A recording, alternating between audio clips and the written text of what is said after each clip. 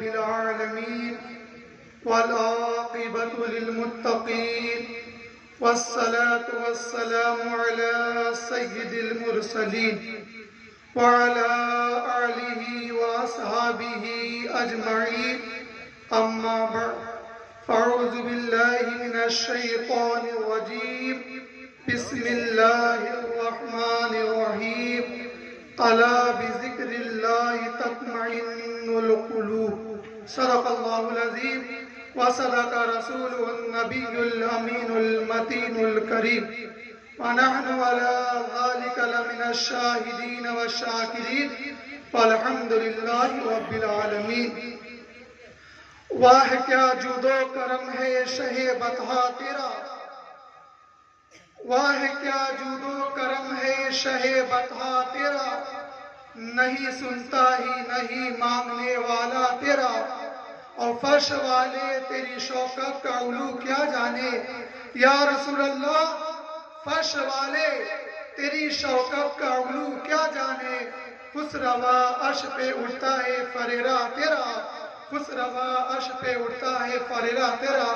آئیے ادب و احترام حضور قلب کے ساتھ ایک مدد دوشی پڑھی. اللہم صلی علی سیدنا مولانا محمد وعلی آل سیدنا مولانا محمد وبارک وسلم صلاۃ و سلام علیک یا رسول اللہ صلی اللہ تعالی علیہ وسلم. محترم حضرات، اللہ رب العزت قرآن مقدس میں ارشاد فرماتا ہے الا بذکر اللہ تطمئن القلوب، یعنی سن لو اے لوگو، اللہ کے ذکر ہی سے دل کو سکون ملتا ہے. دل کے تعلق سے قرآن مقدس کا آپ مطالعہ کریں تو حضور علیہ السلام نے بھی تمام چیزوں سے الگ دل کے تعلق سے آپ نے دعا فرمائی، اور دل کا ذکر قرآن مقدس میں 70 سے زیادہ ہے. آپ دل کی اہمیت کیا ہے آپ اس سے اندازہ لگا لیجئے کہ حضور علیہ السلام ارشاد فرماتے ہیں اِنَّا فِي الْجَسَدِ مُدْغَةً اِذَا صَلَحَ الْجَسَدُ كُلُّهُ وَإِذَا فَسَدَ الْجَسَدُ كُلُّهُ. یعنی حضور علیہ السلام نے ارشاد فرمایا کہ انسان کے جسم کے اندر ایک لوتھڑا ہے، اگر وہ گوشت کا لوتھڑا اگر صحیح سلامت ہے پورا جسم صحیح سلامت ہے، اگر وہ گوشت کا ٹکڑا وہ گوشت کا لوتھڑا اگر بگڑ گیا تو پورا جسم بگڑ گیا، پوری تربیت بگڑ گئی. ہمارا حال یہ ہے کہ خود کا ٹھکانہ نہیں، ہم دوسرے کی فکر زیادہ کرتے ہیں، اپنے گھر کے حالات کے بارے میں جانتے نہیں ہیں. دوسرے گھر میں کیا ہو رہا ہے، آج کیا پکا ہے، آج کیا نہیں پکا ہے، کل کیا ہوا تھا، کل کس کے گھر میں جھگڑا ہوا تھا. یہ آپ کا مزاج نہیں ہے، یہ آپ کا طریقہ نہیں ہے، یہ غیروں کا طریقہ ہے. مذہبی اسلام کا طریقہ تو یہ ہے اگر کوئی ایک مسلمان غلط راستے پر جا رہا ہے تم آگے بڑھ کے اس کو سینے سے لگاؤ اور صحیح راستے پر اسے لا کر کھڑا کرو. لیکن ہمارا حال یہ ہے اگر جو بگڑ رہا ہے اس کے ذہن پہ اتنا اور بھر دیتے ہیں وہ جہنم کے قریب پہنچ جاتا ہے.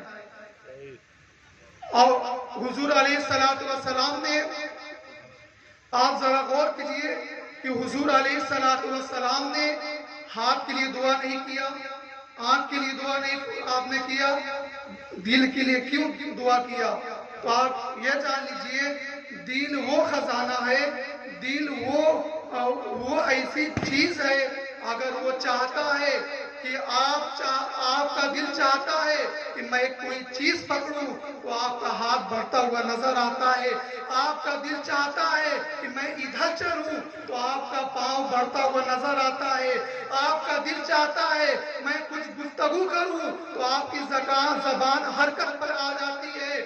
آپ کا دل چاہتا ہے میں کسی چیز کو دیکھوں تو آپ کی آنکھ دیکھنے لگتی ہے، آپ کا دل چاہتا ہے میں کوئی چیز سنوں تو آپ کا کان کھڑا ہو جاتا ہے وہ چیز سننے کے لیے۔ اسی لیے حضور علیہ السلام نے جب بھی دعا فرمائی ہے، آپ نے یہی دعا فرمائی ہے، اللہم مصرف القلوب صرف قلوبنا علی طاعتک، اللہم مقلب القلوب ثبت قلوبنا علی دینک۔ یعنی حضور علیہ السلام نے جب بھی دعا فرمائی ہے، آپ نے ارشاد فرمایا اللہم مصرف القلوب صرف قلوبنا علی طاعتک، اے پروردگار عالم، اے دلوں کو پھیرنے والے، میرا دل پھیر دے اپنی اطاعت کی طرف۔ حضور علیہ السلام آگے ارشاد فرماتے ہیں اللہم مقلب القلوب ثبت قلوبنا علی دینک، اے دلوں پہ پلٹنے والے، میرا دل اپنے دین کی طرف پلٹ دے۔ ذرا سوچئے حضور علیہ السلام نے آپ نے اپنے دل کے لیے زیادہ دعا فرمائی ہے، یہ دعا فرما کر یہ امت کو ترغیب دی ہے، اے امت تم اپنے ہاتھ کا خیال کرو یا نہ کرو، تم اپنے جسم کا خیال کرو یا نہ کرو، اگر تم اپنے قلب کا خیال کر لو گے، اپنے دل کا خیال کر لو گے تو پورا تمہارا جسم سلامت رہے گا۔ اب وہ تمہارا جب تمہارا دل صاف رہے گا، جب تم بات کرو گے تو اچھی گفتگو کرے گو، جب تمہارا دل صاف رہے گا تم کسی کو مشورہ دو گے، اچھا مشورہ دو گے۔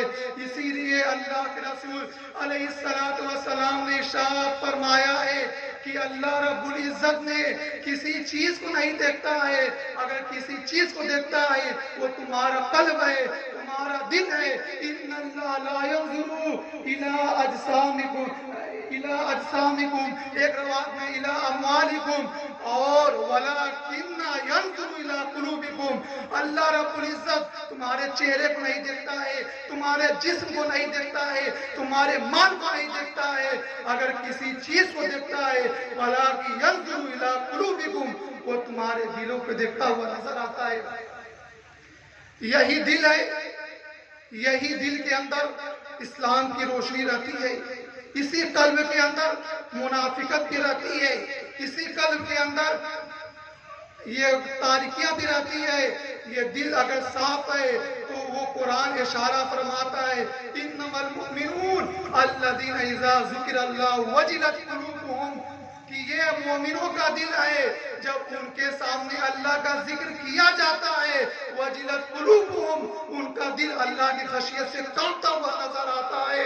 آپ ذرا سوچئے یہ مومنوں کے دل کے بارے میں، تو اس سے یہ ثابت ہوا کہ اگر آپ کے دل کے اندر کسی اور کی محبت نہیں ہے بلکہ آپ کے دل میں اللہ اس کے رسول کی محبت ہے تو آپ کا دل صاف ہے، تب آپ جا کے کامل مومن کہنے کے حقدار ہیں، ورنہ نام کے مسلمان تو سبھی رہتے ہیں۔ کامل مومن بننا یہ اصل آپ کا کمال ہے، اور ہمارا مقصد بھی یہی ہے کہ ہم کامل مومن بنتے ہوئے نظر آئے۔ یہی دل ہے جو ماں باپ سے الگ کرتا ہوا نظر آتا ہے، یہی وہ دل ہے استاد شاگرد کے درمیان درار پیدا کر دیتا ہے، یہی وہ دل ہے کہ مرشد اور پیر کے درمیان اختلاف پیدا کرتا ہوا نظر آتا ہے۔ لیکن یہ دل اگر آپ نے سنبھال لیا ہے یقیناً آپ کامیاب ہوتے نظر آئیں گے۔ آئیے ہم آپ کو واقعہ بتاتا چلوں، حضرت امام بخاری رضی اللہ تعالیٰ عنہ، آپ بہت بڑے محدث تھے، آپ نے جو بخاری شریف تصنیف فرمائی ہے، آپ کا ایک واقعہ ہے کہ آپ کہیں سفر میں جا رہے تھے، آپ سفر میں جا رہے تھے اور جب آپ نے اپنا سامان سفر تیار کیا تو آپ کے ساتھ ایک آپ کا خادم تھا جو آپ کی بارگاہ کا تربیت یافتہ خادم تھا۔ وہ آگے بڑھتا ہے، کیا دیکھتا ہے کہ امام بخاری ہیں جو سفر کرنے کا ارادہ کر رہے ہیں، آپ نے تمام سامان رکھا ہے، آپ نے اشرفیہ کی تھیلی بھی رکھی ہے، اتنے کیا دیکھتا ہے وہ خادم کہ میرے امام ہیں جو تھیلی اشرفی کی اپنے جھولے میں رکھے ہیں، اب وہی پر اس کی نیت بگڑ گئی۔ ذرا سوچئے اس کی نیت بگڑی ہے، وہ شاگرد کی نیت بگڑی ہے جو امام بخاری جیسا محدث کا شاگرد ہے، اس کی نیت بگڑ جاتی ہے۔ باہر سفر شروع ہوتا ہے اور سمندری سفر رہتا ہے، تمام لوگ سمندر یہ جہاز پر بیٹھ جاتے ہیں۔ جب بھی سمندر میں جہاز پہنچتا ہے، جو یہ خادم تھا جس نے دیکھا کہ میرے امام نے تھیلی کو اس جھولی میں رکھا تھا، اس کی نیت بگڑ گئی تھی، وہ یہ سوچ رہا تھا مجھے یہ تھیلی کسی طرح حاصل کرنا ہے، وہ شور مچانا شروع کیا، آئے میری تھیلی، آئے میری تھیلی، میری تھیلی کیا ہو گئی؟ اور ملا پریشان ہو گیا۔ ملا نے کہا خاموش رہو، جب یہ کشتی کنارے لگے گی سب کی جمع تلاشی لی جائے گی، جس کے جھولے سے یہ تھیلی نکلے گی اس کو جیل میں بند کر دیا جائے گا اور تمہاری تھیلی تمہارے حوالے کر دیا جائے گا۔ بہرکیف جہاز کنارے پہنچتا ہے اور تلاشی لی جاتی ہے، کسی کے جھولے میں کسی کے بیگ میں وہ تھیلی نہیں ملتی ہے۔ وہ خادم گھبرا جاتا ہے، اس نے اپنے دل میں سوچا میں نے اپنی آنکھ سے دیکھا ہے کہ امام بخاری اشرفیوں کی تھیلی اپنے جھولے میں رکھے ہیں۔ تلاشی لی جاتی ہے، کسی کے پاس وہ تھیلا نہیں نکلتا ہے۔ امام اعظم آگے بڑھتے رہتے ہیں، آگے بڑھتے رہتے ہیں۔ جب سنسان راستہ ملتا ہے تو خادم آگے بڑھتا ہے، کہتا ہے امام صاحب اب تو بتا دیجئے کہ وہ تھیلی ہے کہاں؟ اے امام صاحب اب تو بتا دیجئے وہ تھیلی ہے کیا؟ امام بخاری نے ارشاد فرمایا اس تھیلی کو میں نے سمندر میں ڈبو دیا، میں نے سمندر میں گرا دیا۔ اس نے کہا آپ نے اشرفیوں کی تھیلی کو سمندر میں کیوں آپ نے پھینک دیا؟ تو امام اعظم جواب دیتے ہیں اگر یہ جمع تلاشی لی جاتی اور میرے تھیلے میں میرے جھولے میں یہ اشرفیوں کی تھیلی نکلتی تو میں تو نہیں بدنام ہوتا، لیکن یہ میرا جبہ بدنام ہوتا۔ یہی لوگ کہتے ہیں جبے والے بھی چور ہوتے ہیں، داڑھی والے بھی چور ہوتے ہیں، مسلمان بھی چور ہوتے ہیں۔ میں نے اپنے مسلمانوں کی عزت بچانے کے لیے میں نے تھیلے کو سمندر میں ڈال دیا ہے۔ ذرا سوچئے یہ تربیت یافتہ کا یہ حال ہے، لیکن ہمارے حال یہ ہے، یہی وہ دل ہے جب کسی کے سامنے ہاتھ بھی پھیلانے پر مجبور کرتا ہے، یہ وہی دل ہے جو اپنی عزت کو داؤں پر لگا کر اور اپنی عزت کو بیچ کر وہ چند روپے کمانے کی فکر میں لگا رہتا ہے۔ ذرا سوچئے اللہ کے رسول علیہ السلام ارشاد فرماتے ہیں کہ کبھی بھی کسی کے سامنے ہاتھ نہ پھیلاؤ، جب بھی ہاتھ پھیلانا ہو مالک حقیقی بارگاہ میں ہاتھ پھیلاؤ، اس لیے کہ وہ مالک حقیقی ہے۔ جب اس نے انسان کو پیدا کیا ہے، چرند پرند کو پیدا کیا ہے تو اس کے رزق کا بھی انتظام کیا ہے۔ تم محنت کرو اور یقیناً تم کامیاب ہوتے نظر آؤ گے۔ آئیے میں ایک واقعہ سناتا ہوں۔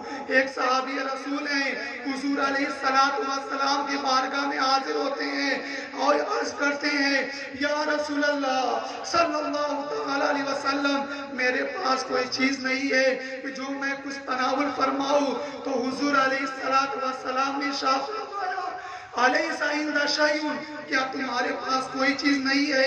الیس عندک شیء، کیا تمہارے پاس کوئی چیز نہیں ہے؟ الیس عندک شیء، کیا تمہارے پاس کوئی چیز نہیں ہے؟ وہ صحابی آگے بڑھتے ہیں، کہتے ہیں یا رسول اللہ صلی اللہ علیہ وسلم ایک چیز ہے جو میرے پاس ہے۔ وہ چیز کیا ہے؟ ایک میرا ٹاٹ ہے، ایک میرا بستر ہے، آدھے بستر کو بچھاتا ہوں اور آدھے کے اوڑھتا ہوں، ایک لکڑی کا پیالہ ہے۔ تو حضور علیہ السلام نے ارشاد فرمایا اے میرے پیارے صحابی جاؤ اس پیالے کو لے کر آؤ۔ وہ صحابہ جاتے ہیں، اس پیالے کو لے کر آتے ہیں تو حضور علیہ السلام ہے آپ اس پیالے کی بولی لگاتے ہیں۔ آپ صحابہ سے کہتے ہیں کہ کون ایسے صحابہ ہیں جو اس پیالے کو خرید لے؟ آپ ذرا سوچئے کہ حضور علیہ السلام اگر کسی صحابی کی مدد بھی کر رہے ہیں تو کسی سبق کے طور پر کر رہے ہیں۔ آپ نے ارشاد فرمایا کہ کون ہے جو اس پیالے کو لے گا؟ ایک صحابہ آگے بڑھتے ہیں، یا رسول اللہ میں 3 تانک پر لوں گا۔ تو حضور نے فرمایا نہیں اور آگے بڑھو۔ تو ایک صحابہ آگے بڑھتے ہیں، یا رسول اللہ میں 10 تانک پر لوں گا۔ تانک اسے کہتے ہیں کہ 45 تانک اگر ہے تو 1 درہم ہے۔ بہر کہے ایک صحابہ آگے بڑھتے ہیں، یا رسول اللہ میں اسے پورے 1 درہم میں خریدوں گا۔ تو حضور علیہ السلام نے فرمایا نہیں اور آگے بڑھو۔ بہت جرأت کے بعد ایک صحابہ کھڑے ہوتے ہیں، ارشاد فرماتے ہیں، یا رسول اللہ میں اس پیالے کو 2 درہم میں خریدوں گا۔ تو حضور علیہ السلام نے اس صحابی کو 2 درہم میں وہ پیالہ دے دیے۔ پھر حضور علیہ السلام 2 درہم لیتے ہیں اور آپ اس صحابی رسول کو دے دیتے ہیں جس کے پاس کوئی چیز نہیں رہتی ہے، اور آپ ارشاد فرمایا جاؤ یہ 2 درہم لے کر جاؤ، 1 درہم کی کڑہاری خرید کر لاؤ، یعنی تانی خرید کر لاؤ، اور 1 درہم کے اپنے گھر کا سامان خرید کر لاؤ۔ تو بیٹھ گئے، وہ صحابہ جاتے ہیں حضور علیہ السلام کی بارگاہ میں 1 درہم کی ٹانگیں خرید کر لاتے ہیں، اور حضور علیہ السلام ہیں اپنے ہاتھ سے اس ٹانگی میں بیٹ لگاتے ہیں۔ ذرا سوچئے دنیا میں کوئی ایسا مخدوم مل سکتا ہے کہ جو اتنا بڑا نبی ہو، جو تمام انبیاء میں افضل ہو، وہ اپنے خادم کے سامنے آگے بڑھ کر اپنے ہاتھ سے اس ٹانگی میں بیٹ لگا رہا ہے۔ ذرا سوچئے ایسا مخدوم کوئی پیدا نہیں کیا ہے، نہ کوئی ایسا مخدوم ہو سکتا ہے۔ آج ہمارا حال یہ ہے کہ ہم اپنے شاگردوں سے کہتے ہیں کہ ذرا پانی لاؤ، اپنے شاگردوں سے کہتے ہیں کہ پانی لے کر آؤ۔ ذرا سوچئے میں بھی ایک مدرسے کا مدرس ہوں، لیکن اپنی بات میں بتاتا ہوں کہ میں آگے بڑھ کے کام نہیں کرنا چاہتا ہوں تاکہ میرے بچے کام کریں، لیکن یہ طریقہ میرا نہیں ہے، بلکہ یہ طریقہ ایسا طریقہ ہے کہ جو اپنے کو انا کی طرف بڑھاتا ہوا نظر آتا ہے۔ تم بیٹھ گئے، حضور علیہ السلام اپنے ہاتھ سے اس ٹانگی میں بیٹ لگاتے ہیں اور ارشاد فرماتے ہیں، اے میرے پیارے صحابی جاؤ جنگل میں لکڑی کاٹو، اور تم اس جنگل سے لکڑی کاٹو اور اسے فروخت کرو، بیچو، اور 10 دن تک تم میرے پاس نہیں آنا۔ ذرا سوچئے کہ حضور علیہ السلام کے وہ صحابی ہیں جو حضور کے چہرے کی زیارت اگر 1 دن نہیں کرتے ہیں وہ بے چین ہو جاتے ہیں، لیکن حضور کا فرمان ہے جاؤ تم کاروبار کرو، 10 دن تک میرے پاس نہیں آنا۔ غیر کہ 10 دن کے بعد وہ صحابی آتے ہیں اور عرض کرتے ہیں، یا رسول اللہ صلی اللہ تعالی علیہ وسلم تجارت میں بہت برکت ہوئی ہے، آپ نے جو 2 درہم دیا تھا وہ 2 درہم بھی سلامت ہے، مزید 4 درہم میں نے کما لیا ہے۔ ذرا سوچئے اللہ کے رسول علیہ السلام چاہتے تو آپ اعلان کرتے اے صحابہ فلاں صحابہ کی مدد کر دو، لیکن حضور علیہ السلام نے آپ نے اعلان نہیں کیا، بلکہ آپ نے یہ طریقہ بتایا ہے کہ تم اپنا پیٹ پالو تو اپنے کمائی سے پیٹ پالو۔ اور یہ بزرگان دین کی بارگاہ میں ہم حاضر ہوتے ہیں، حال یہ ہے کہ ماں بھوکی گھر میں پڑی ہوئی ہے، ہم اجمیر بغداد گھومتے نظر آ رہے ہیں، کیا حضور سے بڑا کوئی ولی نہیں ہو سکتا ہے، حضور سے بڑا کوئی صحابی نہیں ہو سکتا ہے، لیکن حضور نے یہ سبق دے دیا ہے اگر تمہارے گھر کھانے کرنے والا ہو تب تم آگے جا کے نفلی عبادت کرو، ورنہ تم کما کر اپنے بچوں کا پال پوشن کرو۔ ذرا سوچئے یہ حضور علیہ السلام نے ہمیں آپ کو یہ درس دیا ہے، وہ لوگ خوش نصیب ہیں جو اپنے محنت سے اپنی مزدوری کرتے ہیں، دکان کو چلاتے ہیں اور اپنے کمائی سے اپنا پیٹ کو بھرتے ہوئے نظر آتے ہیں۔ لیکن میرے بھائی آپ یہ بھی یاد رکھ لیجئے، یہ جو بزرگان دین ہیں یہ اسی طرح بزرگ نہیں بنے ہیں، بلکہ انہوں نے دنیا سے بے رغبتی اختیار کی ہے۔ اور ہمارا حال یہ ہے تو ہم تو نمازی تو بننے کی کوشش نہیں کرتے ہیں، بلکہ ہم تو لوگوں کی چغلخوری کرتے ہوئے نظر آتے ہیں۔ اگر آپ کسی کی چغلخوری کرتے ہیں تو آپ اتنا جان لیجئے آپ تو گنہگار ہو رہے ہیں۔ جس کی چغلخوری کر رہے ہیں وہ سویا ہوا ہے، نیکی کماتا ہوا نظر آ رہا ہے۔ جو نیکی آپ کے ذریعے وہ نیکی کماتا ہوا نظر آ رہا ہے۔ اور قرآن مقدس میں اللہ رب العزت ارشاد فرماتا ہے وَلَا يَغْتَبْ بَعْضُكُمْ بَعْضًا، اور یعنی آپس میں چغلخوری نہ کرو۔ کیا تم میں سے کوئی یہ گمان کرے گا، کیا یہ کوئی سوچ سکتا ہے کہ اپنے سگے بھائی کے مردار کے بھائی کا گوشت کھاتا ہے؟ ذرا سوچئے کہ اگر کوئی کسی کی چغلخوری کرتا ہے تو اپنے بھائی کے اپنے مردار بھائی کا گوشت کھاتا ہے۔ یہ ہمارا شیوا نہیں ہے، ہمارا شیوا یہ ہے پھسلتے ہوئے کے راہ پر لائے، نہ کہ پھسلتے ہوئے کو ڈھکیل دیں۔ اللہ رب العزت کی بارگاہ میں دعا ہے جو کچھ میں نے بیان کیا ہے تو سب سے پہلے ہمیں ان باتوں پر عمل کرنے کی توفیق عطا فرما، پھر آپ کو محبت کی نظر اہل وفا کی شان پیدا کر، محبت کی نظر اہل وفا کی شان پیدا کر، بلندی اور پستی میں ذرا پہچان پیدا کر، محبت کی نظر اہل وفا کی شان پیدا کر، بلندی اور پستی میں ذرا پہچان پیدا کر۔ نہ ہو ماحول سے مایوس، نہ ہو ماحول سے مایوس، دنیا خود بنا اپنی نئی کشتی، نئی آتی نیا طوفان پیدا کر۔ وما علینا الا البلاغ۔ السلام علیکم ورحمۃ اللہ وبرکاتہ۔